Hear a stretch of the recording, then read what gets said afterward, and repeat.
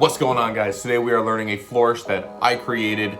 I like to call it clockwork. So let's get right into it.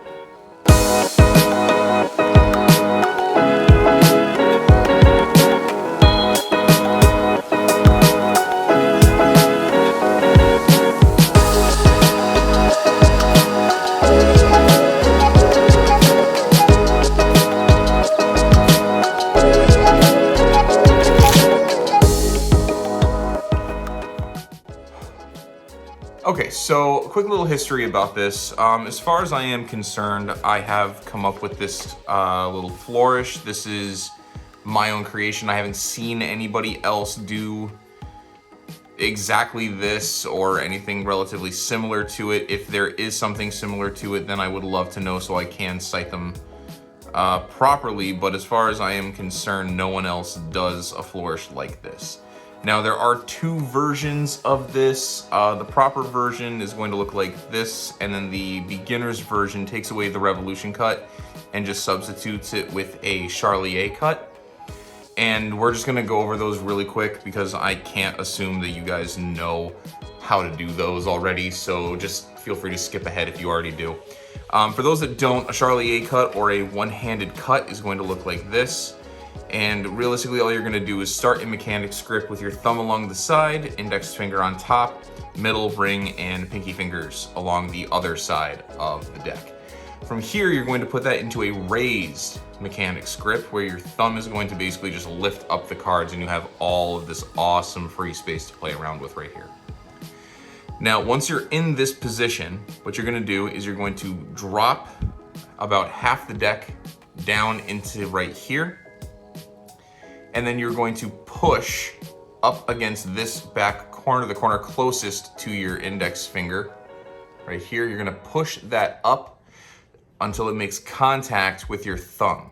Once you have it pinched between your index and your thumb, you are basically going to move your pinky over to the bottom portion of the deck right here, so that way you can clear and make this little area right like that. And then you're going to simply cover the packet on the edge with this packet you pulled out. So the bottom packet is then going to just clear out and then go on top. Now, just make sure that you do that nice and carefully. Sometimes I don't do this with my pinky on the bottom. Sometimes I just keep it in a raised mechanics grip and just leave it at that. But a revolution cut is going to be effectively the same thing if you don't mess up like I just did.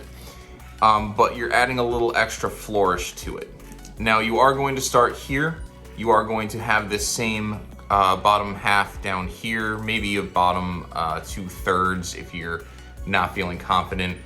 But then what you're gonna do is you're going to have your index finger come up top here, kind of like around this edge.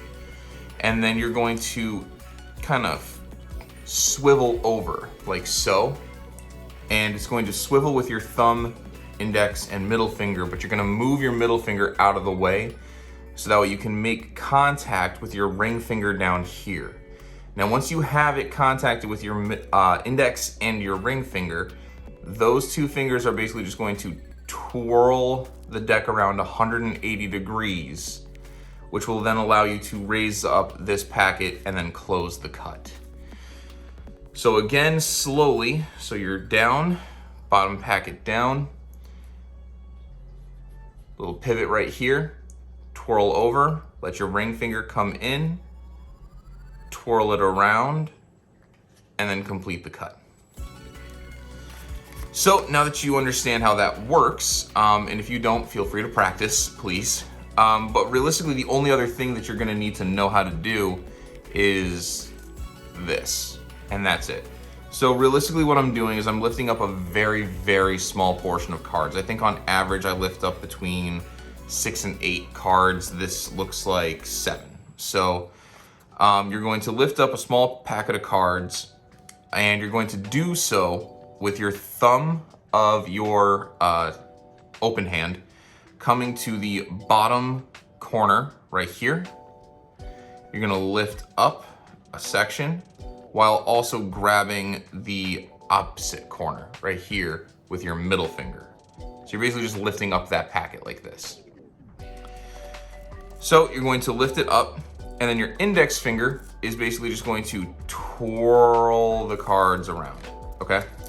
Now you're gonna notice that if you just do a full like twirl like this, sometimes you might lose some cards, sometimes you might not. It really just depends on how many cards you have. Now all you're really doing is, as you're doing this, you're just kind of moving the packet around. So you're just kind of twirling it over and then repositioning it so that you can kind of close it off like a double lift almost. So what you're gonna do is you're gonna grab right here. Index finger is gonna come up to this section, kind of like in between the middle and the corner, like this. And you're going to twirl and pull it down like so. And once you're face up, you're going to then rotate the card like so, having it kind of clipped between your middle and ring finger right here. And then your thumb and index finger is also going to have control of the card as well. So that way you can just brush it up against the edge and then close it.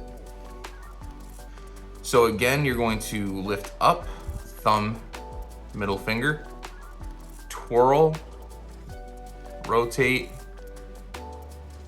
close. Now when you're doing this hand, while this packet is away, is also going to either Charlier cut, or if you're feeling confident, revolution cut. And then you just put that all together. So if you want to do that, you're just going to grab this, get ready for the revolution cut by lifting up here, and then try to do this at the same time. It's a little hard for me to do it slowly while I explain. I apologize, but just try to do this at the same exact time. And then once you're here and you close, then you just drop the top packet back on. So twirl, just like that. Okay. The same is true for a Charlier cut. It just makes things look a little easier. But it's still a very fun cut to do. Very, very fun looking little thing. And that's Clockwork. As you can tell, I wanted to call it Clockwork just because, at least to me, it felt like, you know, the twirling packets looked like gears in a giant clock, kind of like going against one another. But yeah, if you enjoyed this, please let me know in the comments. Please leave a like, subscribe, all that fun stuff. I don't really do a lot of tutorials, but I at least wanted to share something kind of fun with you guys on this at least. So thanks for watching, and I can't wait to see you guys in the next video. Bye guys.